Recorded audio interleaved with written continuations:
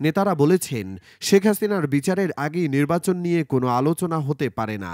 গণপরিষদ নির্বাচন ও জাতীয় সংসদ নির্বাচন একসঙ্গে করার দাবি জানিয়েছেন এনসিপির আহ্বায়ক নাহিদ ইসলাম। এনসিপির সাংগঠনিক কার্যক্রম শুরু জাতীয় স্মৃতিসৌধ থেকে সকাল ৮টায় সাভারের জাতীয় স্মৃতিসৌধের বীর শহীদদের প্রতি শ্রদ্ধা নিবেদন করেন জাতীয় নাগরিক পার্টির নেতারা। এনসিপির আহ্বায়ক নাহিদ ইসলামের নেতৃত্বে দলটির কেন্দ্রীয় কমিটির সদস্যরা এ সময় উপস্থিত ছিলেন। নাহিদ ইসলাম বলেন, নতুন বাংলাদেশ গড়তে হলে নতুন সংবিধান দরকার। আমরা চাই গণপরিষদ নির্বাচন হোক, যেখানে জনগণের মতামত আসবে। বিগত ১৫ বছরে যারা রাষ্ট্রযন্ত্রের অপব্যবহার করে জনগণকে দমন করেছে, তাদের বিচার এই বাংলার মাটিতে হতেই হবে। নাহিদ ইসলাম আরও জানান, জাতীয় ঐক্যমতের ভিত্তিতে যে কমিশন গঠন করা হয়েছে তা দ্রুত জাতীয় সংলাপ ডেকে জুলাই সনদ ও ঘোষণা বাস্তবায়ন করবে।